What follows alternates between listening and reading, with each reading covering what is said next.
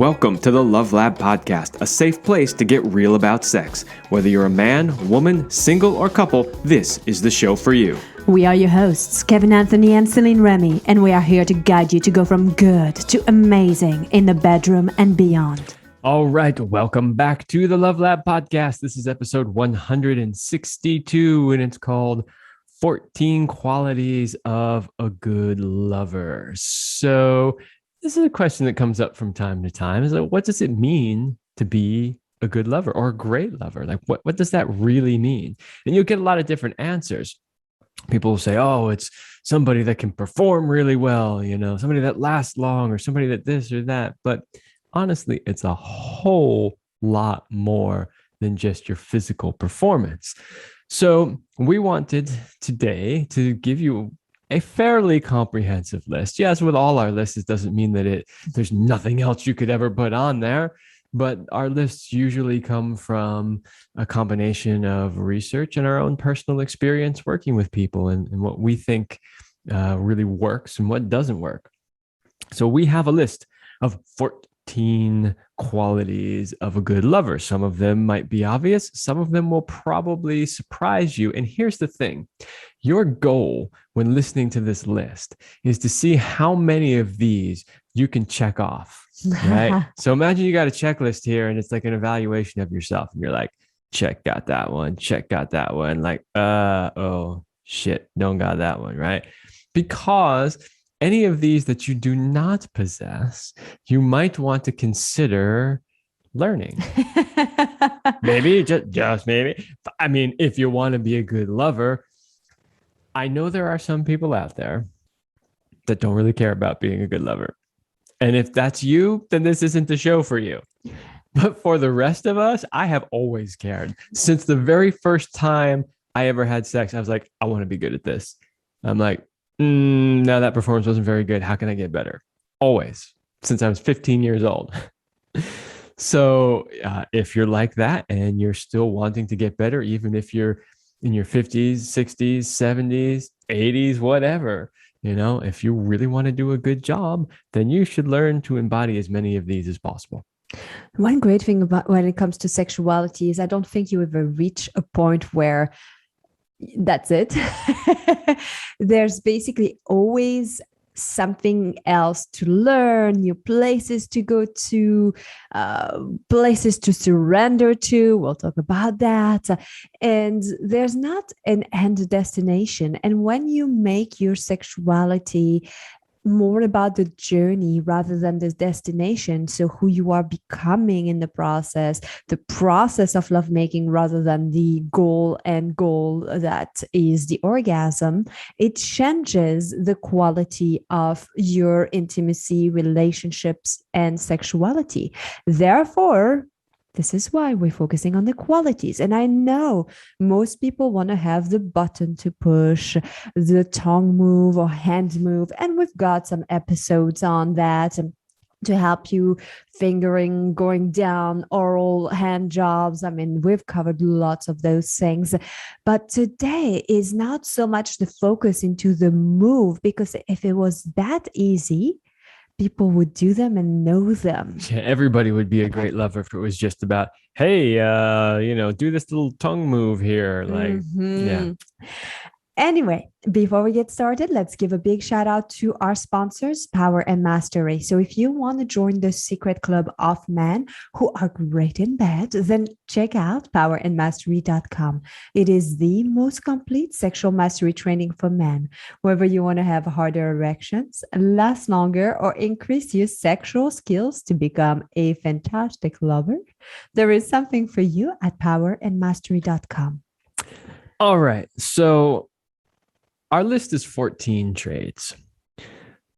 Some of this list, a fair amount of this list, comes from a book called 10 Qualities of a Good Lover from the Ecstasy of Surrender by Dr. Judith Orloff. Thank you. Actually, the book is titled The Ecstasy of Surrender, right? And then part of that is 10 Qualities of a Good Lover. So we're going to use a little bit of that because actually it's a great list. Yeah. I mean, that's honestly the reason why, a lot of times we we do research on stuff, and you get out on the internet and you start looking at things. And actually, we have a fairly extensive library of books on sexuality too. So sometimes we'll go consult the books.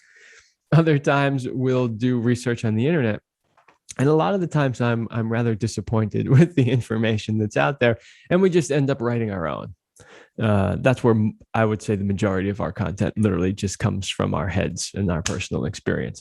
But every now and then we come across stuff that we're like, oh yeah, they really nailed it. And I really liked this list. So you want to start with number one? Number one, the quality that makes you a good lover is that you are willing to learn. Yeah, I mean, this is huge. If you show up to any sexual relationship thinking you know it all already, and I don't care how old you are, I don't care how many lovers you've had, I've slept with 5,000 women. That doesn't make you good. It doesn't make you good. And it's really interesting because you'll see that too. Like, I don't want to name any names, but there are professionals out there, maybe they're porn stars or whatever, and they're like, I am an expert on lovemaking because I've had sex with X number of thousands of women. Yeah, but it was porn women, which isn't even real sex, Interestingly enough, obviously we did do How to Have Sex Like a Porn Star. And in that episode, I do believe he actually does know what he's talking about. Eric Everhard was our porn star, and I think he does know. It's not just had sex with lots, thousands of women. Yeah, well, I think he learned because he had that quality that he was willing to learn, and he was paying attention to the women. Yeah, and he distinguished between porn sex and real sex. Mm-hmm. So I'm not singling him out, but there are others out there who are like, oh yeah, you see it all over. You probably get it in your spam folder every day in your email, but that doesn't make you good. You have to be willing to have an open mind. It's like they say in martial arts, you always have the beginner's mind. And that applies for every area in your life, because when it comes to relationship, there's a mistake of set it and forget it. And it doesn't work that way. The relationship is like a plant. You have to feed it. You have to nurture it for it to thrive. And we do evolve and change who we are, who the relationship is, how we show up. And if you're not having this beginner's mind, which is this willingness to learn, then you are not going to thrive in your life and in your relationship. So this quality number one is, I believe, one of the most essential traits you could develop if you want to have a happy life. Absolutely. All right, number two on the list. You're playful and passionate. Sex is supposed to be fun. A lot of people forget it because it becomes this place of anxiety, of pressure, of performance. And when you forget the quality of playfulness and passion, honestly, sex sucks. It really does. Yeah. Well, so, just like we mentioned, number one, have a beginner's mind, always keep that sort of playfulness about it. This is fun. This is like, this isn't another task to do on your list. This isn't another chore that has to be done. This is actually your playtime, right? And if you combine that playfulness with passion, then it starts to get really, really good. I know I make these music analogies all the time, so I hesitate to do it again, but I'm going to do it again anyway. It's that element of passion, and I will say even playfulness. In music, when it comes to doing any sort of improvising or soloing, playfulness is important. There's tons of people that know, I know this exact mode or this exact scale, and I'm just going to go through it. And you're like, okay. But great musicians are all over. They're inside, they're outside, they're everywhere because they're just being playful with it. And then if you have the passion behind it. Hold on, the inside and outside, like what are they doing there, Kevin? Well, it is a music and sex analogy. So they're inside the scale and outside the scale. Oh, they're not in and out motion. That's not what you were talking about. No. Anyway, it's important that you be playful with your lovemaking and your sexuality, and that you be passionate. And there's this misconception too that you either have passion or you don't, but passion is something you create every day. If you've been listening to the Love Lab for a while, you know that we say that a lot. You don't have to be in the mood, you create the mood. And with passion, it's, do you put on the glasses that show appreciation for your partner? Do you focus on all the things that turn you on about your partner? Do you share that out loud? This is going to cultivate the passion. Or are you focusing on all the things that you despise and they're not doing right? This is not going to help you focus on staying playful and passionate. And passion and playfulness is not just limited again to the bedroom. This is essential. I see it for myself.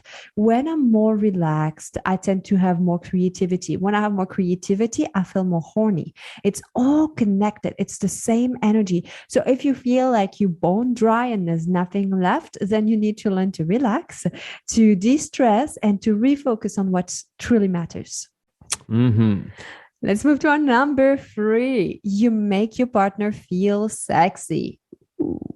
Yeah, and this is super important. It's not just all about you. You want your partner to also feel sexy, and it goes both ways, whether it's a man to a woman or a woman to a man. You want to, let your partner know that they look sexy or something that they did was very sexy. It's important. It helps them get into that playful and passionate mood that we were talking about. You don't want to be like a fat bastard from Austin Powers, right? And he goes, I was great.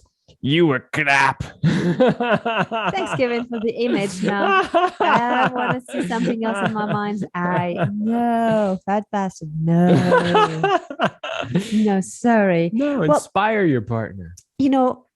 When it comes to making a partner feel sexy, a lot of people think about it from like he helps her feel sexy, because oftentimes women will feel insecure, will need some validation to be appreciated and seen for their beauty and also for their intelligence.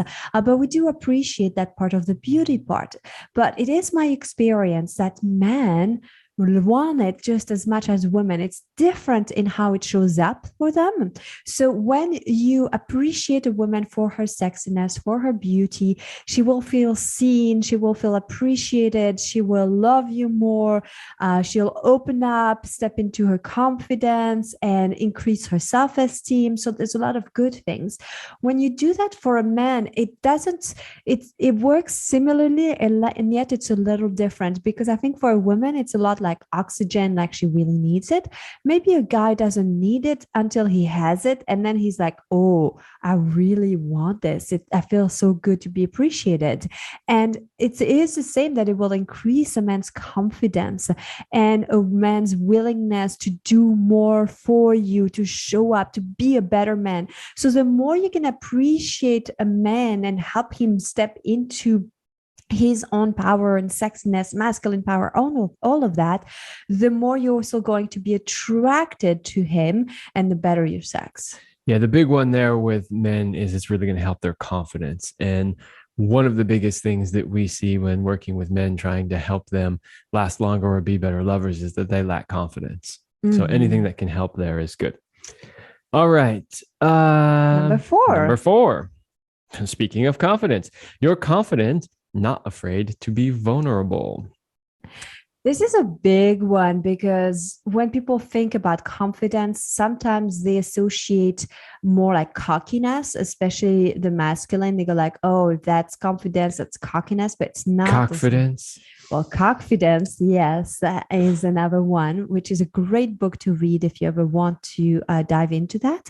But confidence is that you know who you are, and you're not afraid to be seen both in your strength and in your weaknesses. So you're not hiding the parts of yourself that you think are less lovable. You are not afraid to be vulnerable and be seen in both your strength and weaknesses. Yeah. And for men, that is a rather challenging thing to do, because we're not taught how to do that. We're taught that vulnerability is weakness. Right. And if we're real men, we can't show that emotion. Right. And so this is something that a lot of guys struggle with. But the problem is that for so many of them, when they actually learn how to be vulnerable, they swing to the other end of the spectrum and they become these super like softy, all overly vulnerable men. And that's a huge turnoff to women. So the trick with that one really is to be confident when it's appropriate to be confident, to be vulnerable when it's appropriate to be vulnerable, and knowing when those things are appropriate. So in the context of making love, maybe in the beginning of that lovemaking session, you're very confident and you're like taking charge and you're like, let's do this, let's do this. Then maybe during that lovemaking, the two of you hit this really amazing, beautiful space of really deep connection that can happen when you really have a transformative sexual experience. And in that moment, she starts to tear up, right? And how do you react to that? Do you be like, oh, come on, what's going on? Oh, I'm going to fix this thing stuck in your masculine? Or do you get into that vulnerable side and love her and support her and tell her how beautiful and amazing that experience was and how emotionally touched you are by that experience? Maybe you even get a little tear in your eyes as well. So that's what we're talking about there, how you can be both at the same time. Qualities number 5, you are adventurous and willing to experiment. Ooh, there's a difference between number 2, where you're playful and passionate, and number 5, where you are adventurous and willing to experiment. They are somewhat similar and yet different. And this is a place where a lot of couples stop, like, be willing to do that, because they're like, these are the free positions that we like, this is how we do it, and they don't step outside the box. And then maybe later in life they start having new fantasies, but then they become embarrassed to share that with their partner, and so they go like, well, I have this fantasy, but there's no way I could talk about this with my wife or my husband, because he or she's going to think I'm weird or judge me. And then you hold this back and you're not willing to bring that into the lovemaking, and that will stifle your experience. And remember that adventurous is all relative, right? So for some people, what's really adventurous is doing a different position, or maybe making love in a different room, because most people are like, it's always on this day at this time in the bedroom in this position. So maybe just stepping outside of that little box is your adventure. For some people, it's like, let's bring some toys into the relationship. Like, whoa, okay. For some people, it might be, let's go to a sex club, or, something like that. So the level of adventure is up to you. The point is that you should be willing to try something new to keep it fun and exciting. And yeah, it's, there are a lot of options out there. So you choose your level of experimental. Quality number 6, you communicate your needs and listen to your partner. Wow. That is such a big one. Number 1, it requires skills, right? You first need to know what you want. And then you need to ask for what you want in a way that is not a demand, but a request. So learning to communicate in such a way that you don't put your partner down for you wanting something and your partner not giving this to you. And you bring this as a gift, that is something that both of you could work on. And not only are you just focusing on yourself, you are also willing to listen.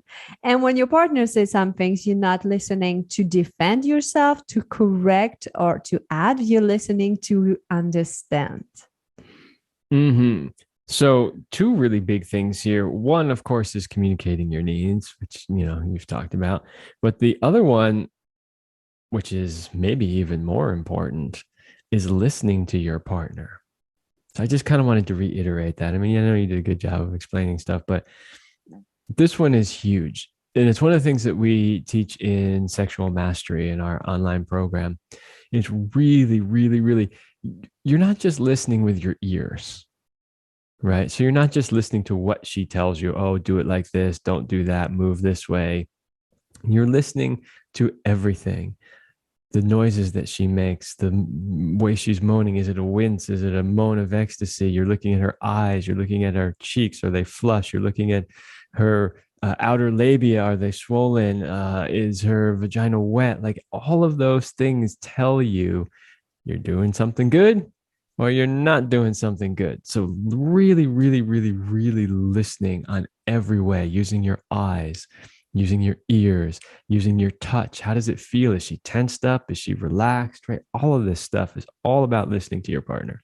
And listening also means that if your partner keeps saying, I really would like to get more oral, or it would be really awesome if this or that happened, they always say it, that might be because they want it. So, but Even if they say it in joke form, right? I know, but this is something that when we work with couples, we see a lot. They go like, well, it's not like he ever does this anyway. So it's like, and they kind of like jokingly laugh about this, but there's a lot of truth about that. And you need to do something. Mm-hmm. Okay, let's move to number 7 because we are just halfway through our list here. It's a lot of juicy stuff, but I want to make sure we have time to cover it all. You make time and don't rush. Oh, yes. Good lovemaking is slow lovemaking. That doesn't mean you can't pound at times and move fast, but the idea is you take your time. I know some of you got kids, you got busy lives. You're like, we got 10 minutes, wham, bam, thank you, ma'am. Let's get it done, right? Okay, if that's all you can do, that's better than nothing. But in general, there's no such thing as time when you're making love. Like, turn the clock around so you can't even see it. But it's the hardest thing because we are conditioned, we are pressured. I know for me, it's like, okay, if I can just do this for 10 minutes, for 20 minutes, it's like, but you got to go through that and give yourself permission to have this. But usually the mark is about 20 minutes before you start to get in this out of the time constraint. Yeah. And part of the problem when you're like, okay, I need at least 20 minutes, and you're like glancing at the clock, like it's almost been 20 minutes. I should be there by now, but I'm not feeling it. Right. Just time should not exist. And actually, Osho wrote about this. He was speaking more in regards to the moment of orgasm. But basically, what he says is the moment of orgasm is like the closest that you can experience God, because it's like a moment of nothingness. Nothing exists in that moment. You can't do anything else at the same moment that you're orgasming. It's physically impossible. And so, really, with lovemaking, you just want time to disappear. I don't give a fuck what time it is. I don't care. I don't care how long we've been doing something. I don't care how long I've been going down on you or whatever. All I care about is that we are in the moment and we are enjoying what we're doing. Let's take a little break for our second sponsor of today's show.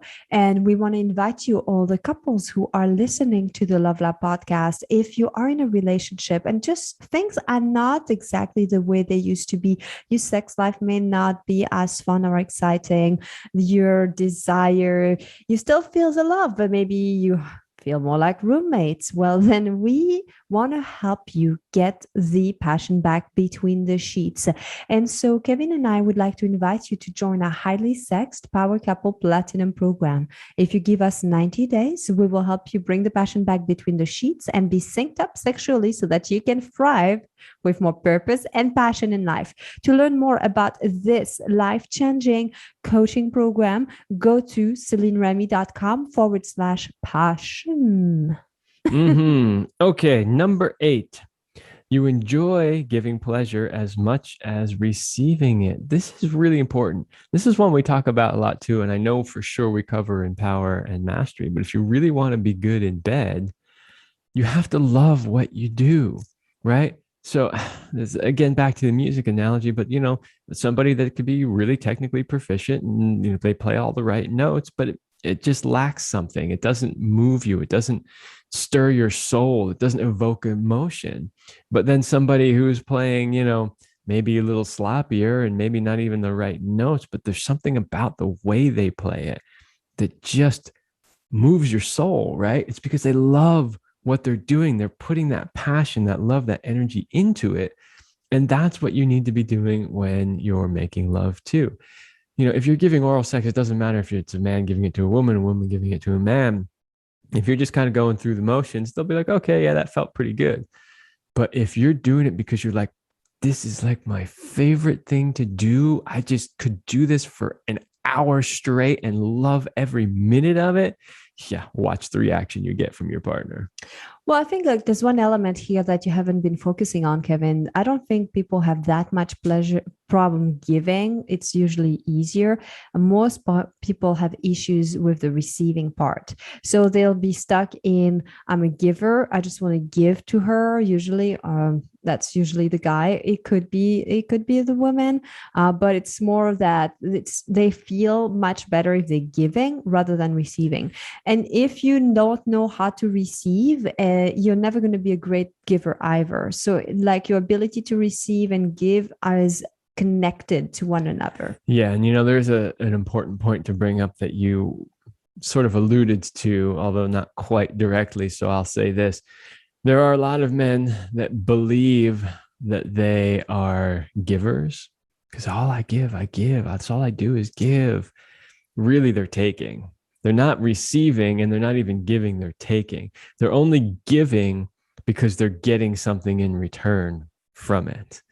And so that is kind of an important distinction to make. Be careful if you find yourself in a relationship with one of those people because it's not going to end well. It never does. Quality number 9, you are supportive and not judgmental. And I think there's not much more to be said on this one, but we say that a lot. If you're not your partner's bigger cheerleaders, then who else? Well, should be yourself first, but then your partner's is your biggest cheerleader. And being super supportive, like you are a team, right? And you both work together towards the greatest good for both of you as the team. And that's how you should go through life and go through the bedroom too. Yeah. And, stuff happens in the bedroom, like performance doesn't always, reach your expectations or, maybe for some reason he comes too quickly, or maybe for some reason she just couldn't come at all that day, or maybe somebody throws their back out, like who knows, like stuff happens, right? And the idea is to be able to support your partner no matter what. Be like, it's okay. That this stuff happens. Next time it'll be different or it'll be better, or how can I help you, right?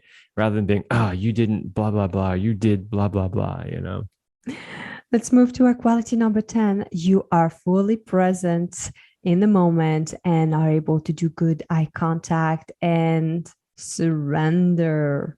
Oh, this is a lot to unpack here.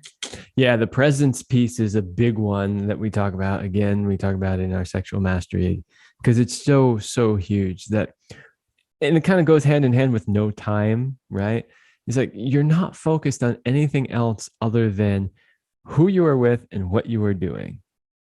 And guys, seriously, if you can master that, if you can give a woman 100% of your attention and presence in that moment, it almost doesn't matter if anything else is good. She will feel that and she will absolutely love it and respond so positively to it.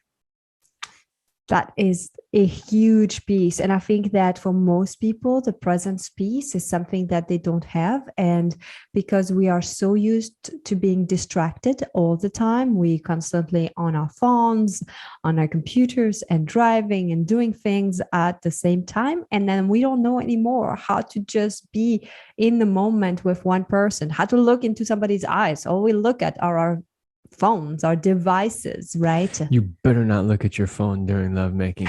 The only time you're allowed to look at your phone is if you absolutely have to be somewhere at a certain time and you need to make sure like you only got an hour and a half and you got to get back for the babysitter.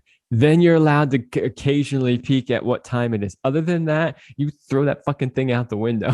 Well, you could just put an alarm so you don't have to look at it and you know that it's going to rain. Yeah, you know what? There is another situation to grab your phone is if you need to take a really hot picture of the moment. Yeah, but you're not allowed to look at anything else. No text messages, no emails, no True. social media, none of that. No, yeah. All you're allowed to do is access the camera. All right. And then share it with your friends. All right. So let's move to our qualities number 11. So you understand each other's anatomy. Yeah. I threw this one on the list. So we're getting into some of the things that we've added into the list here. And all that other stuff was really great and really important. And I was just trying to think of like what kind of stuff do we see on a regular basis when we work with people. And there's two things that we see. One, people tends to not understand the other person's anatomy, but two, they also tends to not understand their own anatomy. Now, so, and this is just totally generalities because this is not 100% true all the time, but men tend to roughly understand their own anatomy, but are pretty clueless about women's anatomy. Women tend to not even understand their own anatomy. And those are some generalities. There's so many women that Céline works with who are like, oh, I didn't know that. Like, I mean, I don't even know, it was back in the 90s or something like that when Madonna published her book, her sex book, right? And there was like photos of her like squatting over a mirror and looking at her own vagina. And it was like this huge controversy, right? Well, you know, that's like one of the basic practices in like every female sexuality class ever is like, get a mirror and look at it. And I'm amazed at how many women have never done that until they end up in that class. Like they've never looked at it. As a guy, trust me, but by the time we realize there is a penis between our legs, we're already checking it out and we know every inch of it. And we do. But women seem to not know that. But it's an important point you brought too about understanding each other's anatomy, because it's even like beyond the anatomical part of like, yeah, there's a clit or labia, or here's a scrotum, you know, but it's like, what does your partner like? How do they like to be touched? In what places? What brings them most pleasure? Because again, everybody's unique and that people have differences. And even through life, you know, there might be time you might like, I don't know, maybe somebody is very much into nipple clamps and lots of nipple stimulation, and then someday later in their life they're like, it doesn't really do it for me anymore. Now I like I don't know, something on my butt, you know, like I'm, I'm just really making it up. Not into nipples anymore. Now I'm into butt stuff. Exactly. No, but that is a good point. So there's and understanding the actual anatomy of the other person is important, because if you don't, like, let's say I'm going to use this from a guy's point of view to a woman. If you don't understand the anatomy, if you don't understand the outer labia, the inner labia, you don't understand, you know, how the clit is actually designed, and you think it's just that little teeny button, right? And you don't understand the legs and all the different parts of that, then you might not value some of the places that she really likes to be touched. Right. Because I didn't know she liked her outer labia, you know, massaged or touched or stimulated in this way. Yeah. Because you didn't realize there was a clitoris behind it, you know? So, and if you want to know about that, go to powerandmastery.com and purchase Sexual Mastery, because we take you through the entire anatomy with graphics and everything. So you will know what most men don't know, and you'll have an advantage. That's right. Number 12, you can last as long as you want. And that one is for the men, obviously. Pretty self-explanatory. If you want to have great sex and you want women to see you as a great lover, you need to be able to last longer than the average. You just do. Mm-hmm. You can still be a great lover and, you know, be really good with your mouth or your fingers or other things, but, you know, you can tell me if this is true or not, Céline, but in my opinion, when somebody is a good lover because they're really good with their hands or their mouth, women be like, oh yeah, that was really good. But when somebody's a really good lover with their penis, they go, oh yeah, that was really good. There's like good, and then there's like, oh yeah, difference. It is definitely a whole new level. Also, the cool thing about being really good with your penis is that, you know, there's always a default of the hands or the mouth if need be at some point, you know. But if that's all you've got and the penis never got, like, you're not good at it, then it's not something that you will continuously long for. Oh yeah, and you want her to long for it. Yes, for sure. Number 13, quality number 13, you are emotionally mature. You have high EQ. Yeah, you know, there were a lot of things in the other list that were kind of hinting at that, like, you know, you can communicate and you're confident and you're willing to learn and all that, but nothing else in the previous things really got at that emotional maturity part, that part where you know how to master and control your emotions, both good and bad, right? So you don't get knocked off center. Like if she makes some comment about something, you don't automatically get, oh, she insulted me or whatever, like you can stay calm and you can control your emotions. And that doesn't even just mean like not getting triggered, but it also means showing the positive emotions in a healthy way also. Is huge. And in case you're wondering how it makes you a better lover, is because there's nothing less sexy or less appealing than a whiny person, like a very immature person is not somebody that you want to have sex with over and over. No, and the older you get, the less tolerance you have for that emotional immaturity. Like at this point in my life, I basically have zero tolerance for it, like zero. If you can't master your own shit and your own emotions, the door's over there. All right. Last but not least, our quality number 14 is that you make your partner feel safe. This is a huge one. And we put it as 14, but it probably should have been number 1. Right. Because without the element of safety, a woman is not going to be able to let go and surrender. Your ability to have orgasms, to experience higher places of pleasure and orgasmic bliss depends on your ability to surrender. But without feeling safe, you are not going to put your guards down. You are not going to fully let go. And so that element of safety needs to be into place first before anything else. If you have safety, then you can go places you've never been to. Yeah. And honestly, when we think of making it safe, we generally think of the man making it safe for the woman, but this actually goes both ways. If he doesn't feel safe to be who he is in that moment, then he's going to hold back. And if you're holding back, you're never going to achieve that greatness level of sex. And I love that you brought that up, because feeling safe to be yourself 100%. This is the key to great sex and great relationship, knowing that you're not going to be judged for sharing your kinky fantasy, and you're going to be appreciated for who you are. When you have that, you basically know if you have safety in your relationship. If you don't have it, and you feel it, that you can't be fully yourself or you can't fully let go, then that's the first element that you should work on. Really is. And if you don't know how to do this, work with us. We'll be happy to coach you and tell you how to create a container for safety for your partner, whether you are male or female. All right. So that is our list of 14 qualities of a great lover. Now, remember at the beginning of this, I said, think of this as a checklist, right? Go down which ones did you check off on your list? And if you are lacking in any of those areas, it's okay, because you can learn any of them.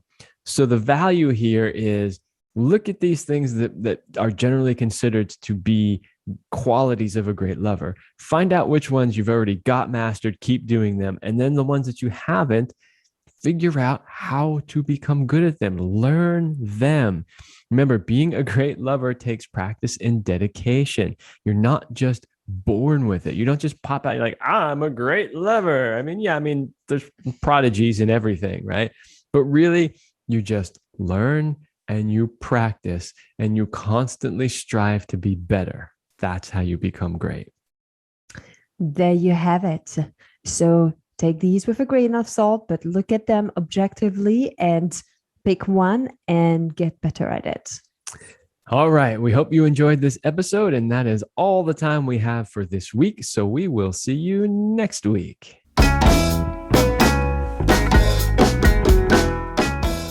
We hope you like this episode of the Love Lab podcast. If you enjoy this show, subscribe, leave us a review, and share it with your friends. And for more free, exclusive content, join us in the Passion Vault at CelineRemy.com/vault.